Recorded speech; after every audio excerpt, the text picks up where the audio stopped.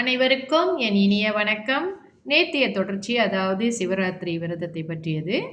நம்ம 3 சிவராத்திரிகளை பற்றி தெரிவிச்சிருந்தோம் அல்லவா? அந்த வகையில் மாத சிவராத்திரியை பற்றி முதல்ல பார்ப்போம். ஒவ்வொரு மாதமும் வருகின்ற வளர்பிறை சதுர்தசி மற்றும் தேய்பிறை சதுர்தசி தினங்களில் மாத சிவராத்திரி விரதத்தை அனுசரிக்கிறார்கள்.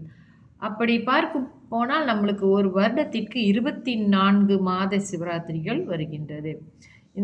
மற்றும் இன்னொரு சிவராத்திரி பட்ச சிவராத்திரி தை மாதம் தேய்பிறை பிரதமையில் ஆரம்பித்து 13 நாட்கள் மிகுந்த கட்டுப்பாடுடன் ஒரு பொழுது மட்டுமே உணவு உட்கொண்டு சிவனை பூஜித்து வில்வத்தால் அர்ச்சனை செய்து 14வது நாள் சதுர்த்தசி அன்று முறைப்படி விரதம் இருந்து மறுநாள் விரதத்தை முடிப்பது பட்ச சிவராத்திரி ஆகும்.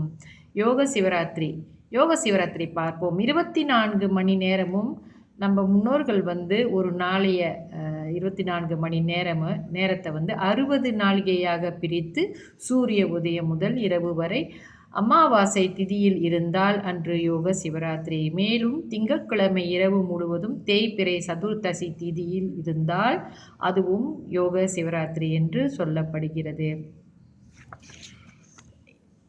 அதே போல திங்கட்கிழமை இரவு 4ஆம் ஜாமத்தில் அமாவாசை திதி அரை நாளிகை இருந்தாலும் கூட அது யோக சிவராத்திரியாகவே கொள்ளப்படுகிறது. சிவனுக்கு உகந்தது திங்கட்கிழமை, அதாவது சோமவாரம் என்பார்கள்.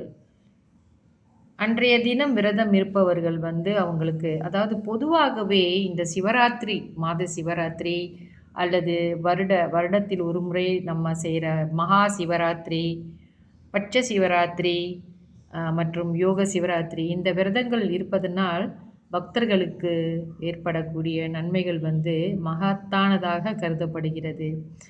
வாழ்க்கையிலே அவர்களுக்கு கிடைக்கக்கூடிய சகல சௌகரியங்களையும் அடைந்து பிறப்பு இறப்பு துன்பத்தில் இருந்து விடுபடுவதற்கும் இந்த சிவராத்திரி விரதங்கள் நமக்கு மிகவும் உறுதுணையானவை. இந்த மகா சிவராத்திரி அன்று நாம் அனைவரும் விரதம் இருந்து சிவனின் அருளை பெற்றுக்கொள்வோம். நன்றி, வணக்கம்.